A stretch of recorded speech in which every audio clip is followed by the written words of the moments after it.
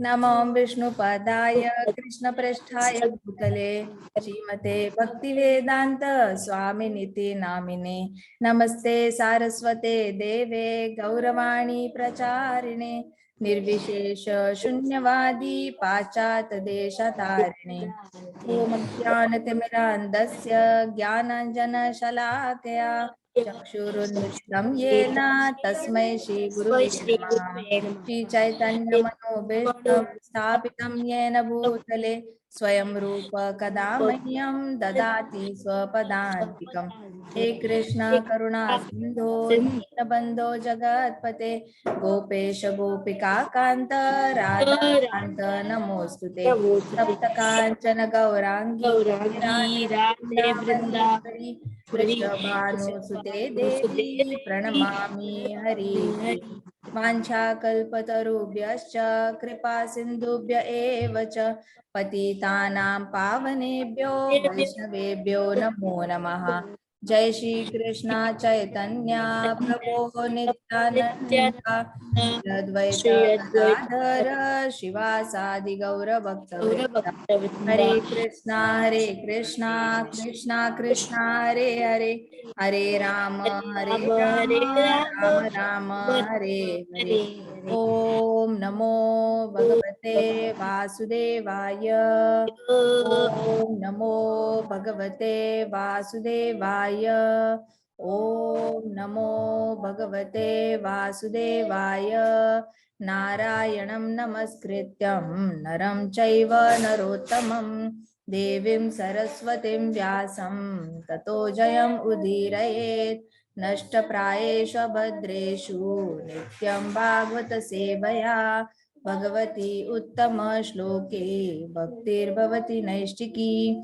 मुखं करोति वाचालं पंगुं लंगायते गिरिं यत्कृपातम् अहं वन्दे श्रीगुरु दीनतारणम्। हरे कृष्णा कृष्णा कृष्णा हरे हरे हरे राम राम राम हरे हरे। हरे कृष्णा माता जी। हरे कृष्णा माता जी। हरे कृष्णा। तो कल हम देख रहे थे कथा शंखचूड़ की और विद्याधर की। ठीक है, विद्याधर की कथा हमने देखी थी जहाँ पे विद्याधर को अपने खूबसूरती पे बहुत ज्यादा अहंकार हो गया था।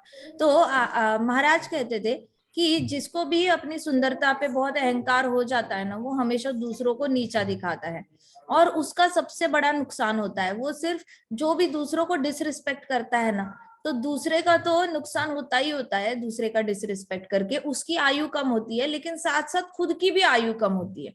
तो जो लोगों को बहुत ज्यादा अहंकार हो जाता है कि अरे मैं देखो मैं कितना अच्छा लग रहा हूँ, ये देखो कैसे दिख रहे हैं, तो उसके अंदर का उसकी सुंदरता कम होती जाती है। जो सुंदरता का अहंकार रखता है ना, उसकी सुंदरता दिन दुगनी रात चौगनी कम होती रहती है और जल्दी जल्दी उसकी एजिंग होती है, जल्दी जल्दी उसके चेहरे पे झुर्रियां आ जाती है। तो there is only one method to become beautiful and that is to be very humble. Humility जो होती है ना, वो आपको सुंदर बनाती है। एक्चुअल फिजिकली भी सुंदर होना है ना, तो हरि नाम लेके ही सुंदर बना जा सकता है, क्योंकि हरि नाम से ही शरीर का स्पिरिचुअलाइजेशन होता है। स्पिरिचुअलाइजेशन होना मतलब शरीर की सुंदरता भी उसी से बढ़ती है और शरीर एजिंग होने से बचता है, शरीर को बीमारियां कम होती है। जिसको अहंकार होता है उसको ज्यादा बीमारियां होती है और जिसके पास विनम्रता होती है उसके पास कम बीमारियां होती है। सो अगर कोई अहंकार वश किसी को नीचा दिखाता है, तो एटलीस्ट जो जिसको नीचा दिखाया जा रहा है वो खुद अपने आप को बुरा ना समझे, क्योंकि जो अहंकार की वजह से आपको नीचा दिखा रहा है उसकी आयु कम हो रही है, उसको बीमारियां ज्यादा होने वाली है। माता जी, हाँ जी। अगर मैं मेरा सुंदर दिखने का अहंकार रखूंगा तो मैं क्या जल्दी बूढ़ा हो जाऊंगा? हाँ, ये सच है। सुंदर दिखने का मुझे चाहिए बनना जल्दी बूढ़ा, मुझे जल्दी, अच्छा लगता है।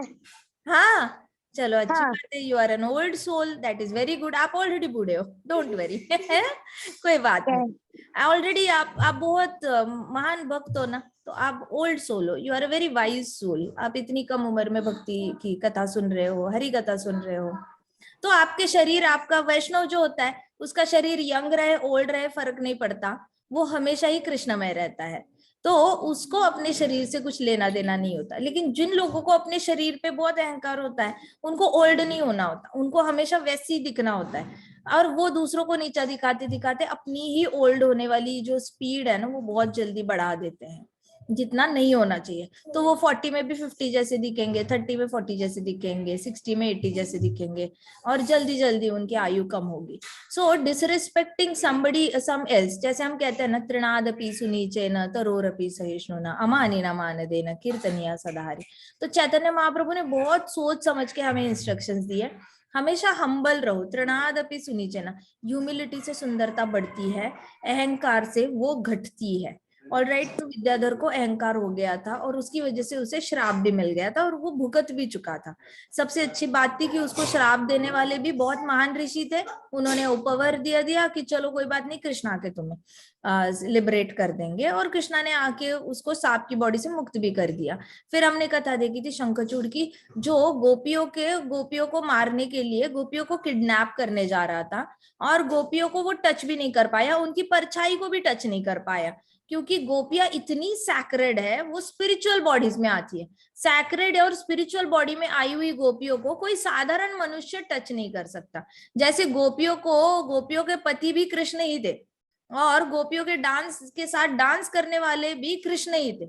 ऐसा कभी नहीं था कि गोपियों का विवाह किसी और के साथ हुआ था, गोपियों का विवाह भी कृष्णा के साथ हुआ था। गोपियों की स्पिरिचुअल बॉडी ही कृष्णा के साथ डांस करती थी। तो वो इतनी महान है कि किसी नॉर्मल इंसान को भी उनका दर्शन होना बहुत ज्यादा रेयर है। गोकुल के आसपास के, वृंदावन के आसपास के गांवों के लोगों को भी गोपियों के दर्शन नहीं होते थे।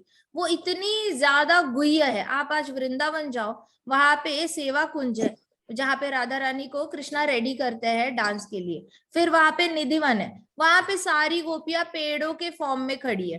नीचे से पेड़ ब्राउन दिखेगा, ऐसे सूखा सूखा लगेगा, लेकिन ऊपर ग्रीनरी ग्रीनरी है, अंदर से पूरा हॉलो है। तो गोपियां अपनी एकदम कॉन्फिडेंशियल फॉर्म में वहां पे पूरा दिन रहती है, और रात को कन्वर्ट हो जाती है। तो रात को वो लोग सब डांस करते हैं, कृष्ण के साथ लीला करते हैं बेसिकली। तो ये गोपियों का दर्शन होना बहुत रेयर है, वो बहुत उच्च पद है उनका। इसलिए शंखचूड़ उनको टच तो नहीं कर पाया, उसने ब्रांच तोड़ी और उसने ऐसे हाँकने की कोशिश की। कृष्णा को बड़ा गुस्सा आया, कृष्णा ने दे दिया एक गुस्सा उसको, और उसको एक ही इसमें मार डाला। तो हमने कल डिस्कस किया था कि शंखचूड़ के साथ ऐसा क्यों हुआ, शंखचूड़ को इतना बड़ा ब्लेसिंग कैसे मिला कृष्णा के हाथों मरने का। हमारे पास भी ये ब्लेसिंग नहीं है, भक्तों के भी यार, नॉन डिवोटीज को भी कृष्णा के हाथों से मरने के लिए कोई तो कनेक्ट होना चाहिए, पिछले जन्म का तपस्या होनी चाहिए, कोई सुकृति होनी चाहिए, कुछ तो ऐसा होना चाहिए जिससे कि कृष्णा का दर्शन हो, गोपियों के दर्शन हो। उसको तो गोपियों के दर्शन हुए, बलराम जी के दर्शन हुए, कृष्णा के दर्शन हुए। ये तो पूरा मतलब हमारे हरे कृष्णा महामंत्र में जितनी भी पर्सनालिटीज है सबके दर्शन हुए। सोचो उसकी सुकृति कितनी बड़ी होगी। तो शंखचूड़ जो था ना, वो एक्चुअली एक डीमन का बेटा था। एक डीमन था जिसने तपस्या की थी विष्णु की, ठीक है। वो डीमन कौन था? दंभ नाम का राक्षस था। उसने लॉर्ड विष्णु की ये करी थी, तपस्या की थी, और उसको चाहिए था कि विष्णु भगवान ही उसका बेटा बनकर आए। उसको लगता था कि विष्णु भगवान मेरा बेटा बनकर आएंगे तो मेरी मृत्यु कभी होगी नहीं। कितनी सच ग्लोरियस मिसअंडरस्टैंडिंग। कुछ लोग होते हैं ना, भगवान हमें तो ऐसे भगवान की पूजा करनी है जो हमें इटर्नल यूथ दे। नहीं, आपकी तो शरीर ओल्ड हो गई होगा, आप मटेरियल बॉडी में हो। लेकिन इसको ऐसे मिसअंडरस्टैंडिंग थी कि हाँ, तो उसने लॉर्ड विष्णु की तपस्या की, और वो भी ये थी कर्मी भक्ति कहते हैं उसको। कर्मी भक्ति कैसे होती है? जिसमें आप कुछ ना कुछ मांगने के लिए भक्ति करते हो। तो उसने विष्णु भगवान की पूजा की और वर्शिप की, तपस्या की, और बोला कि मुझे आप ही चाहिए एज अ बेटे। तो पार्शियल इनकारनेशन जो विष्णु भगवान का था, उसका नाम था शंखचूड़। तो कृष्णा का ही पार्शियल एक्सपांशन थे शंखचूड़, ठीक है। ऐसे ही कंस को मारने वाला कोई ऐसा ऐरा गैरा नत्थु गैरा तो नहीं हो सकता ना, कि कंस को बॉक्स मारी जोर से और वो डबल हाइट पे ऊपर जाके उड़ गया। ऐसे तो पॉसिबल नहीं, कोई तो इनह्यूमन कैरेक्टर होना चाहिए। तो वो थे दंभ के बेटे और पार्शियल इनकारनेशन थे विष्णु के। तो ये शंखचूड़ जो था वो पिछले जन्म में कौन था? सुदामा था, ठीक है। वहां पे गोलोक में वो सुदामा था। और एक दिन क्या हुआ, श्रीदामा था, और श्रीदामा था। और उसको गोलोक में क्या हुआ ना, सारी जितनी भी गोपियां थी वो एक दिन ऐसे ही कृष्ण भगवान से मिलने के लिए राधा रानी को तैयार कर रही थी, और वो तैयार करने में पूरी जुट चुकी थी। उनका तो हर रोज का सेवा है ना कि राधा रानी को रेडी करना और फिर सब लोगों ने मिलने के लिए जाना कृष्णा को। तो ये लोगों का ग्रुप ही अलग है, वो लीला करते रहते हैं, झूले को सजाना, अच्छे से फूलों से झूले को सजाना, फ्रेग्रेंस बनाना, तो ये सारी सेवा चल रही थी। अब कृष्णा वहां पे गोलोक में ही एक वन था, बस वन में कृष्णा विरजा से मिलने के लिए गए। तो विरजा भी एक गोपी थी, ठीक है, और विरजा के साथ कृष्णा गप्पे लड़ा रहे थे वन में।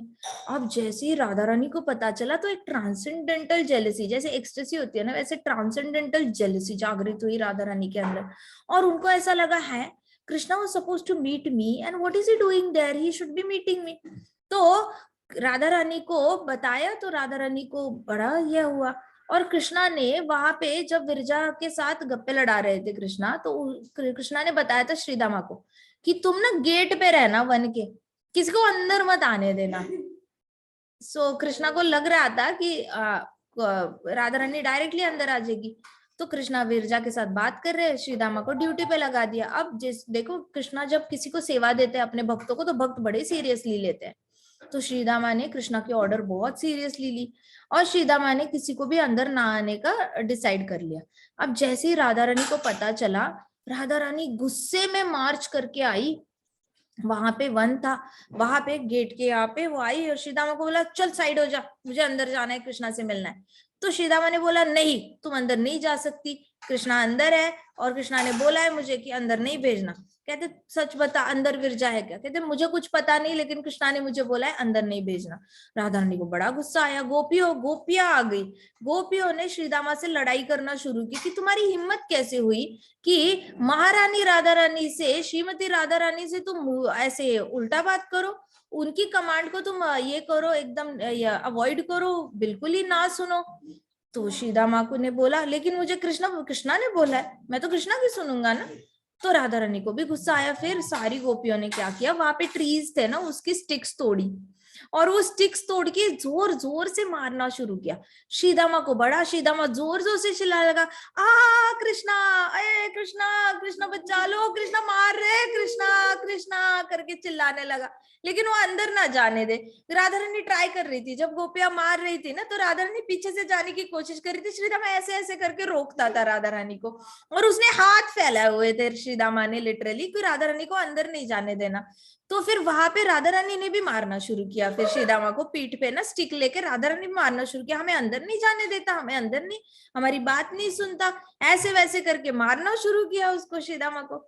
तो फिर कृष्णा को पता चला, बाहर से आवाज आई, कृष्णा ने सारा शोर सुना and Krishna was like oh my God, ये तो बड़ी गड़बड़ हो गई, राधा रानी आ गई है, गोपियां आ गई है। तो जल्दी से कृष्णा ने बोला विरजा को, तुम यहाँ से भाग जाओ, भाग जाओ, मैं भी भाग जाता हूँ।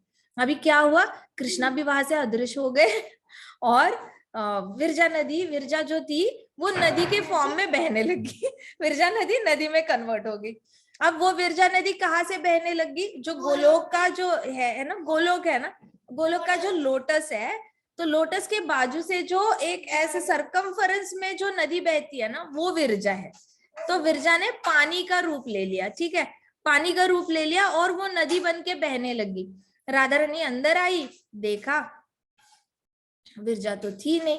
फिर कृष्णा के साथ काफी थोड़ी सी बात ये हुई, कृष्णा भी अदृश्य हो गए थे, और कृष्णा फिर कहाँ गए, जहाँ पे राधा रानी ने एक्चुअली होना चाहिए था, वेट कर रही थी ना कृष्णा की अपने यहाँ पे कुंज में, तो कृष्णा वहां जाके वेट कर रहे हैं। अब राधा रानी वापस गई तो कृष्णा, ओहो मैं कब से तुम्हारा वेट कर रहा हूँ, तुम कहाँ थी Radha Rani? And Radha Rani was so angry, आंखें लाल लाल, कहते तुम मुझे उल्लू नहीं बना सकते, मुझे पता है तुम विरजा के साथ अंदर थे।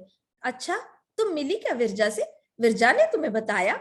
And then Radha was like नहीं, विरजा ने नहीं बताया, लेकिन मुझे पता है तुम वहां पे अंदर थे, सारे मेरे जो स्पाइस होते हैं उन्होंने बताया है। स्पाइस कौन होते हैं? सारे पैरट्स होते हैं, वृंदा देवी के पैरट्स होते हैं, वो जाके बता देते हैं कि कहाँ पे क्या चल रहा है। तो कृष्णा की एक खबर राधा रानी से कभी छुपती नहीं है। सो राधा रानी न्यू, कहती मुझे पता है तुम वहां पे थे। फिर कृष्णा ने कुछ नहीं बोला, कृष्णा ने बस प्यार से मनाने की कोशिश की। इतने में श्रीदामा वहां पे आया। अब जैसे ही श्रीदामा आया, श्रीदामा को बड़ा गुस्सा आ गया था राधा रानी पे, मुझे मारा, ये किया वो किया। श्रीदामा ने आके कृष्णा को कंप्लेन करना शुरू किया, ये देखो राधा रानी और सखियों ने उसके सबने मुझे मारा है, देखो कितना मारा है स्टिक से, ऐसे वैसे, ये गलत बात है। फिर राधा रानी ने भी गुस्सा किया, तुम समझते क्या हो अपने आप को, तुम अपने स्वामी को रिस्पेक्ट करते हो लेकिन तुम अपनी माता को रिस्पेक्ट नहीं करते, तुम्हें इतना समझ में नहीं आता कि दोनों को इक्वली रिस्पेक्ट करना चाहिए। तुमने अपनी माता का अपमान किया और अपने स्वामी को ज्यादा उसकी इंस्ट्रक्शंस को इंपॉर्टेंस दिया, ये बिल्कुल नहीं चलेगा। ऐसे करके राधा रानी ने भी गुस्सा किया श्रीदामा पे। तो राधा रानी को बड़ा गुस्सा आया था श्रीदामा को, फिर उसने श्राप दिया कि तुमने अपनी माता का अपमान किया है। श्रीमती राधा रानी तो माँ है ना, आप माता का अपमान तो नहीं कर सकते, और मेरी बात ना मानकर ऊपर से आके यहाँ पे मेरी कंप्लेन अपने स्वामी को कर रहे हो, तो इसलिए मैं तुम्हें श्राप देती हूँ कि तुम नीचे जाओगे और डीमन बन जाओगे, मटेरियल वर्ल्ड में जाओगे और राक्षस बन जाओगे। और राधा रानी ने श्राप दे दिया। श्रीदामा को भी बड़ा गुस्सा आ गया। श्रीदामा तो था दोस्त ना, सब लोग ऐसे बैचमेट्स टाइप होता है, वैसे ही दोस्त थे, तो वैसे श्रीदामा को भी बड़ा गुस्सा आ गया। श्रीदामा ने बोला राधा रानी को, तुम भी नीचे आओगी, मैं जाऊंगा नीचे तो तुम भी नीचे आओगी, और तुम्हें 100 साल कृष्ण से अलग रहना पड़ेगा।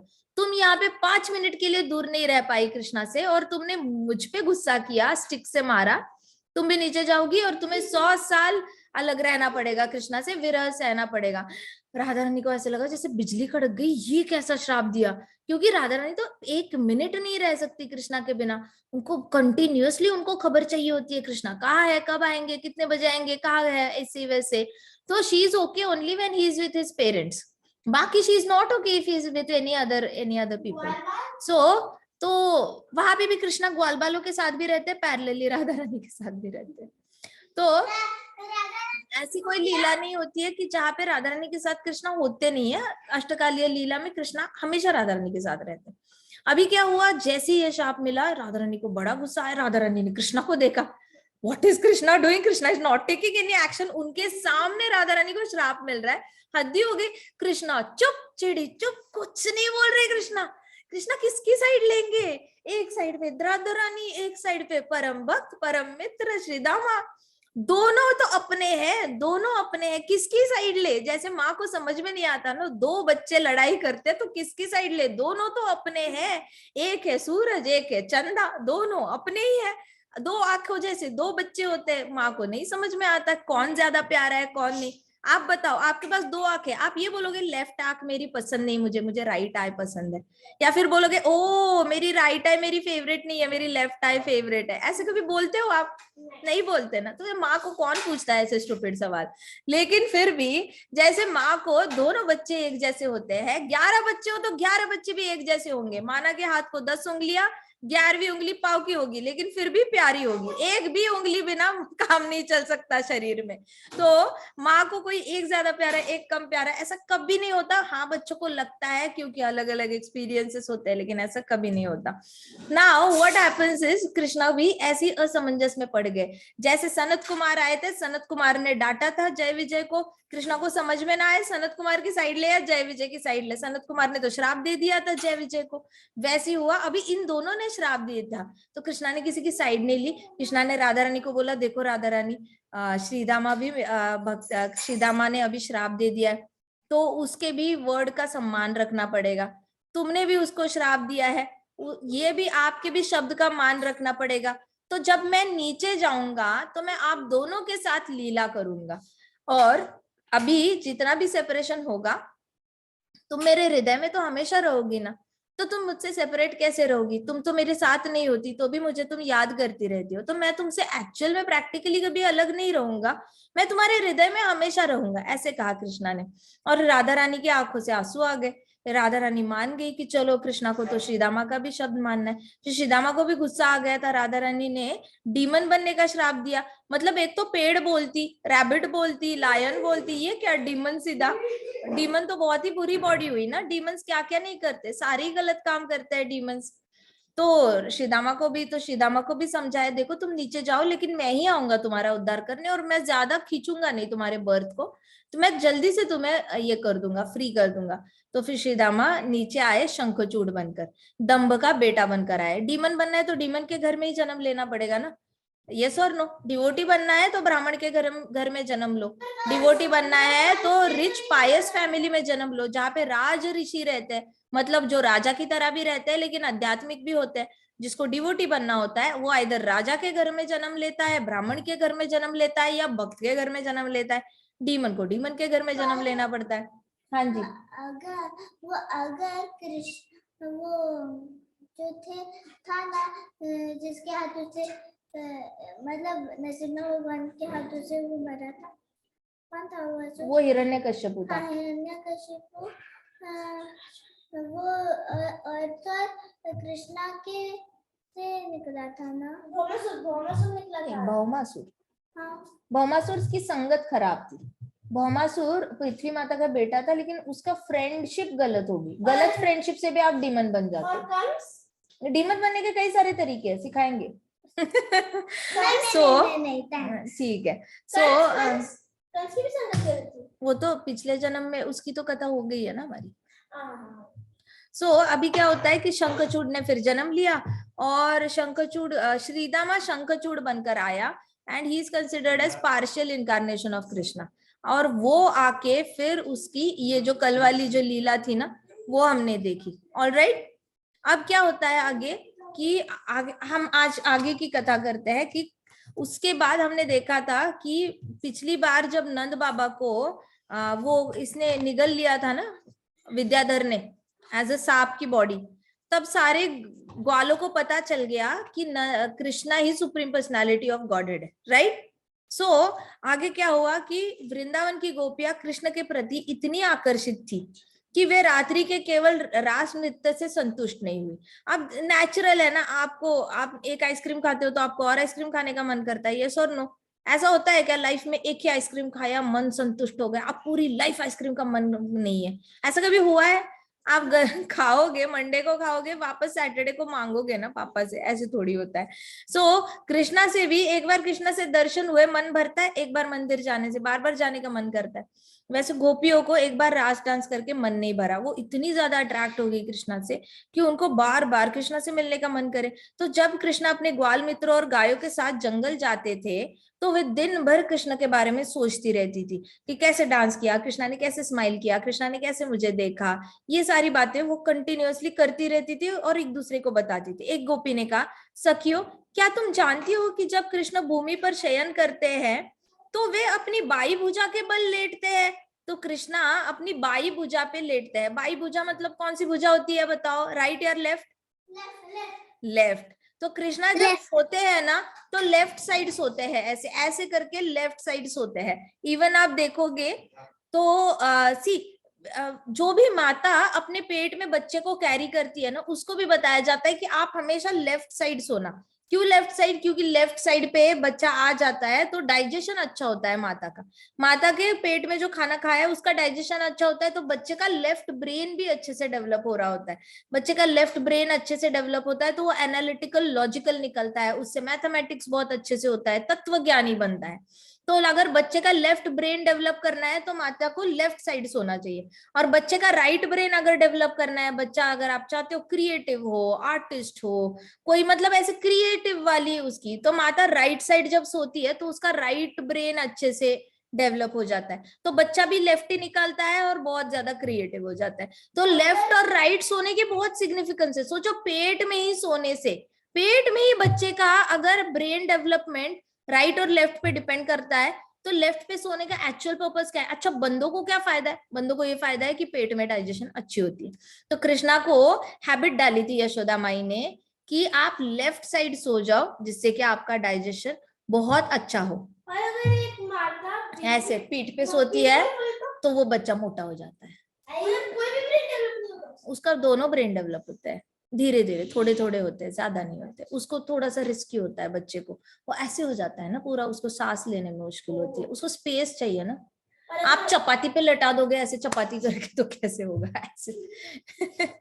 क्या बात है। तो एक गोपी मुझे पूछ रही है, वृंदा माता ऐसे सोती है तो क्या होता है? तो एक गोपी ने फिर कहा की तो कृष्णा हमेशा लेफ्ट साइड ऐसे करके सोते थे ताकि उनकी डाइजेशन अच्छी हो। यशोदा मैया बचपन से ही कृष्णा को लेफ्ट साइड करके सुलाती थी। ये बहुत अच्छे से एक्सप्लेन्ड है इसमें गोपाल चंपू में, कि जब यशोदा मैया को जब कृष्णा हुए थे ना, तो उन्होंने हमेशा कृष्णा को ऐसे ऐसे लेटाना जिससे कि कृष्णा की लेफ्ट साइड, कृष्णा ऐसे लेफ्ट साइड लेटे हो, ऐसे करके बार बार उनको ऐसे टर्न करके सुलाती थी। ठीक है। और बलराम जी को रोहिणी माता भी लेफ्ट साइड, लेकिन ये दोनों इतने नॉटी थे कि बलराम जी टर्न होके कृष्णा को टर्न कर जाते थे। कृष्णा अगर बलराम जी को देख रहे हैं तो ऐसे बलराम जी टर्न हो जाएंगे, और फिर कृष्णा को लेफ्ट इधर सुलाया और बलराम जी पीछे। अब बलराम जी लेफ्ट साइड है तो कृष्णा ने लेफ्ट साइड से टर्न होके वापस राइट हो जाना है, फिर यशोदा माई ने आके उनको लेफ्ट कर देना है। सो ये दोनों क्या करते थे ना, अपने अपने इसके हिसाब से एक दूसरे का दर्शन करने के लिए अपनी अपनी साइड बदलते थे। तो गोपी ने कहा, क्या तुम्हें पता है कृष्णा हमेशा बाई भुजा पे लेटते हैं, तो उनका सिर उनकी बाई भुजा पे टिका रहता है।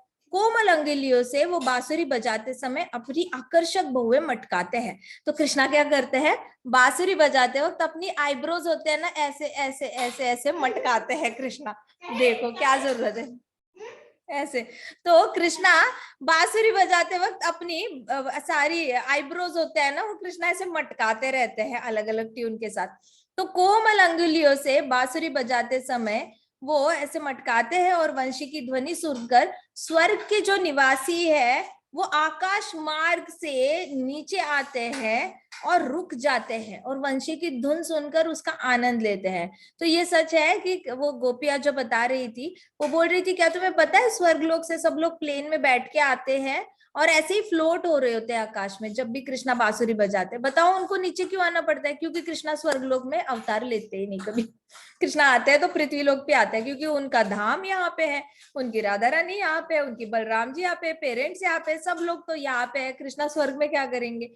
सो कृष्णा सारी लीला है पृथ्वी पे। Now understand how fortunate you people are. हम सभी बहुत लकी है कि हम पृथ्वी पे हमने जन्म लिया है और हमें हरिकथा सुनने का मौका मिल रहा है। ऐसे तो स्वर्ग में भी नहीं मिलना, जाओ सत्यलोक में, वहां पे भी नहीं मिलना। सब लोग बस ओम ओम ओम करते होंगे, कुछ नहीं होना वहां पे, बोरी हो जाना है। तो फिर यहाँ पे कृष्णा तो सारे नीचे आते थे और सुनते थे। फिर दूसरी गोपी ने बोला, हे सखियो, कृष्ण इतने सुंदर है कि लक्ष्मी जी सदैव उनके वक्षस्थल पर निवास करती है। वे बांसुरी बजाते हैं तो वृंदावन की सारी गौएं और पशु चारा खाना छोड़कर मुंह का तृण मुंह में ही रख देती है। तो सारी गाय क्या करती है, कृष्णा की बांसुरी जैसी सुनती है, सारी गाय ऐसे खा रही होगी तो ऐसे हो जाती है, स्टैचू हो जाती है। उनके मुंह में जितना भी चारा है वो वैसे ही रहता है और वो स्टैचू बन जाती है। उनका मुंह टेढ़ा है तो टेढ़ा रहेगा, बट ऐसे स्टैचू हो जाएंगी। तो कहते हैं कि कृष्णा की बांसुरी सुनकर, और लक्ष्मी माता जो है हमेशा चेस्ट पे रहती है कृष्णा के वक्षस्थल पे, राइट, श्रीवत्स चिन्ह बनकर हमेशा लक्ष्मी माता चेस्ट पे रहती है। तो उन्होंने कहा कि क्या आपने ऐसे कभी सुना है कि गाय जो होती है उनके कान सीधे खड़े हो जाते हैं, जैसे ही कृष्णा की बांसुरी सुनती है तो उनके कान सीधे खड़ी हो जाती है और वो बिल्कुल स्टैचू हो जाती है। तो अन्य गोपियों ने कहा, यहाँ तक कि वृंदावन की नदियां भी, सरोवर जैसी जड़ वस्तुएं भी कृष्ण को सिर पर मोर पंख लगाए और वृंदावन रज लपेटे देखकर चकित रह जाती है। तो जब कृष्णा बांसुरी बजाते थे ना, नदियां बहना बंद करती थी। ऐसा कभी देखा है नदी बहना बंद हो जाए? वैसे ही फ्रीज द सीन, फ्रीज।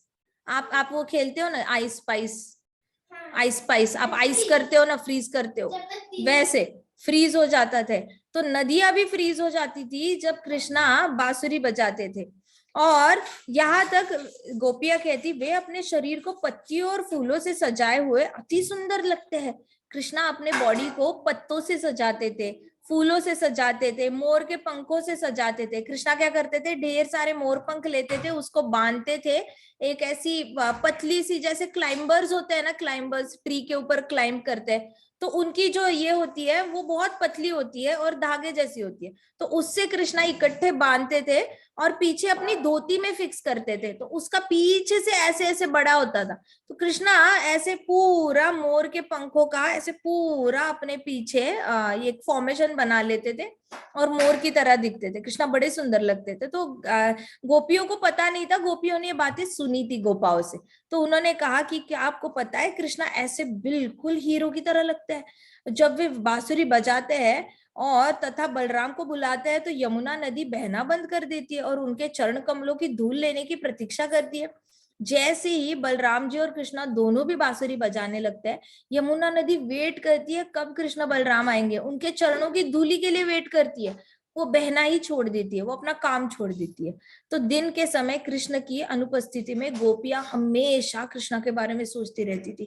कभी कभी उन्हें लगता था कि कृष्णा आ ही रहे हैं, बस आ ही रहे हैं, और अब उनसे रहा नहीं जा रहा है, अलग रह नहीं पा रही है। इतना ज्यादा उनको हृदय में पीड़ा होती थी कि हम इतना याद कर रहे हैं, कृष्णा अभी आ क्यों नहीं रहे, गाय चरा कर क्यों नहीं आ रहे, हमें दर्शन करना है, हमें फिर से देखना है। पूरा दिन उनका कृष्णा के लिए वेट करने में चला जाता था, इतना याद करती थी वो।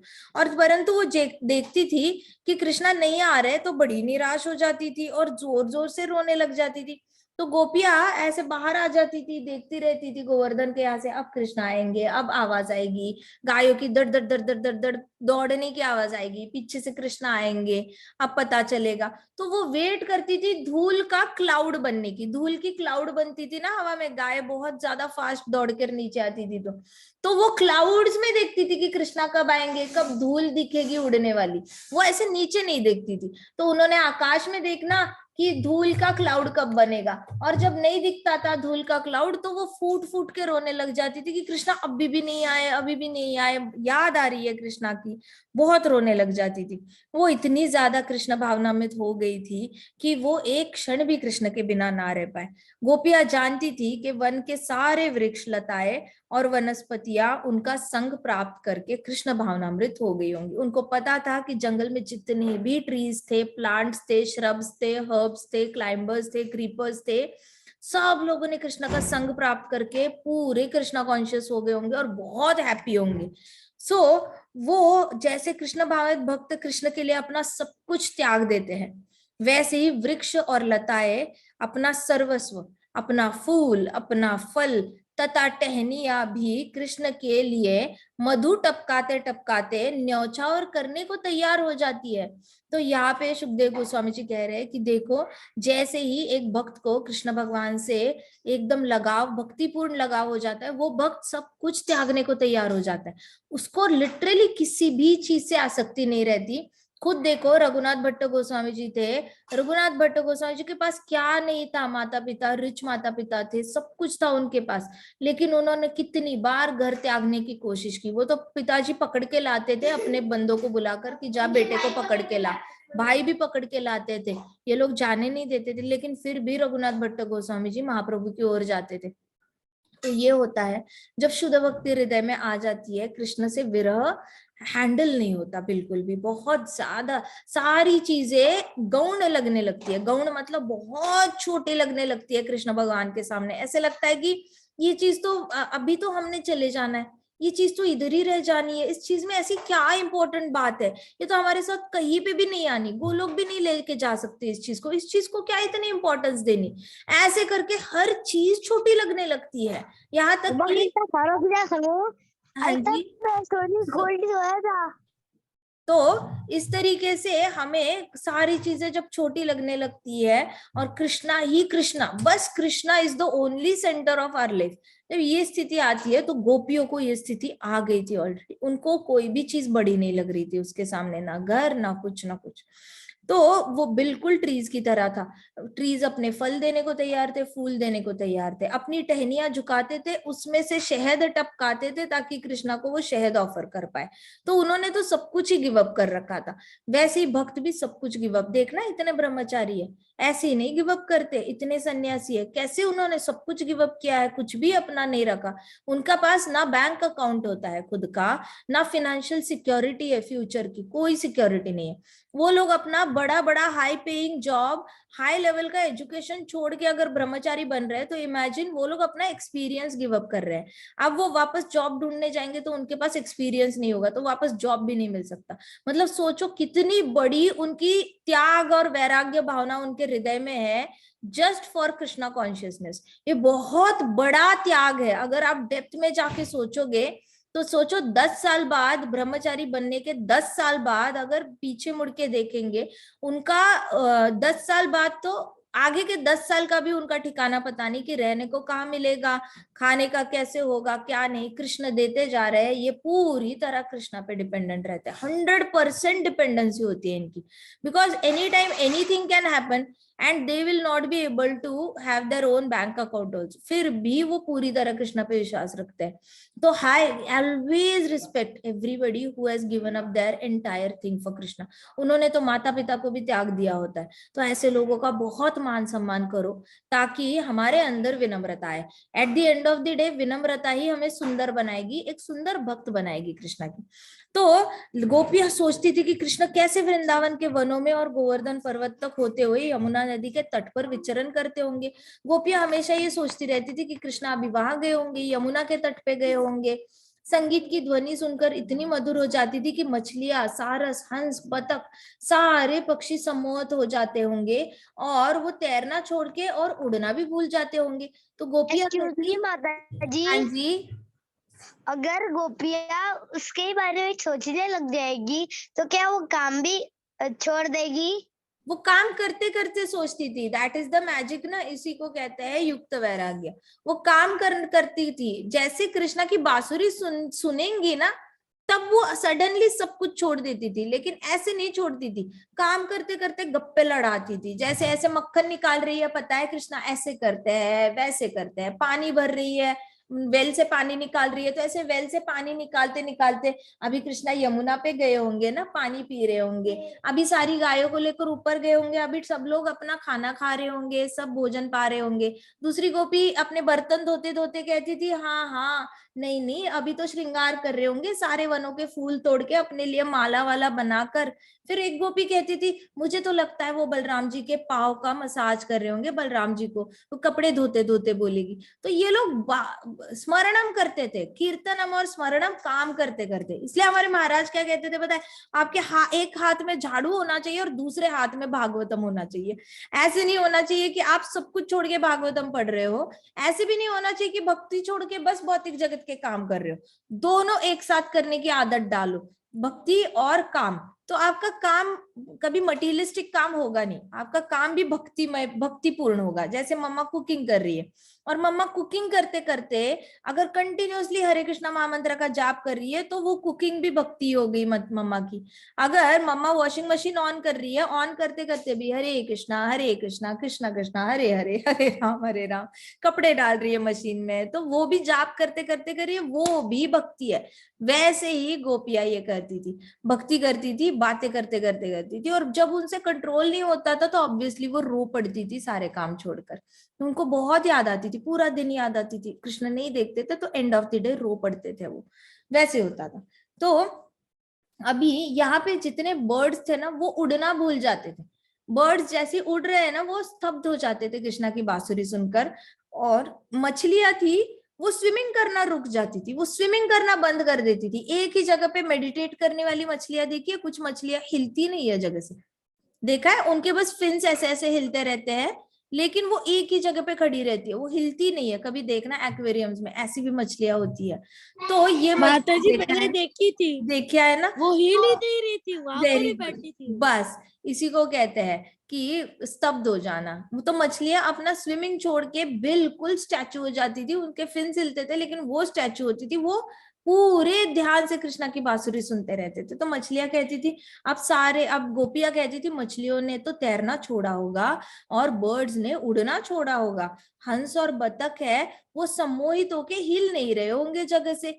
बतख और हंस जो होते हैं वो, बतख तो हमेशा पाँव नीचे, उसके बतख कैसे फ्लोट करता है पानी के ऊपर, देखा है? ऊपर से दिखते हुए बड़ा शांत लगेगा, लेकिन नीचे उसके पाँव ना बड़े मोटर के स्पीड से sir sir sir sir sir चल रहे होते हैं। अगर आपने कभी देखा बतख का फंक्शन कैसे करता है, तो महाराज कहते थे कि आपकी भक्ति ना ऐसी होनी चाहिए। ऊपर से आप बिल्कुल शांत लगो, लेकिन अंदर आपका कंटिन्यूअसली हरि नाम चलना चाहिए। बतख के पाँव जिस स्पीड से चलते हैं ना, वैसे हरि हरि नाम उतनी स्पीड से अंदर से हरि नाम लेते रहो, ऊपर से बिल्कुल शांत लगो, तो आपको पता चलेगा बतख कैसे फंक्शन करता है। सो बतख आपको लगता है इधर से उधर जा रहा है, लेकिन नीचे उसके पाँव बहुत स्पीड से स्विमिंग कर रहे होते हैं। अब बतख वो भी करना छोड़ देता था। बतख के लिए ये एक एबनॉर्मल बिहेवियर है, पानी के ऊपर रुकना और पाँव नहीं हिलाना, क्योंकि बतख के पाँव बाय डिफॉल्ट हिलते रहते हैं पाँव के नीचे, पानी के नीचे। तो यहाँ पे गोपिया कह रही है कि बतख भी पूरी तरह सम्मोहित होकर, मतलब हिप्नोटाइज होकर स्टैचू बन गया होगा, और हंस भी स्टैचू बन गया होगा, और वे आंखें बंद करके कृष्ण की बांसुरी की धुन सुन रहे होंगे। तो गोपियां अपने आपस में ऐसी बातें करती थी। तो दिन भर कृष्ण का स्मरण करते हुए वो बहुत प्रसन्न रहती थी और अपना प्रेम उन पर न्यौछावर करती थी।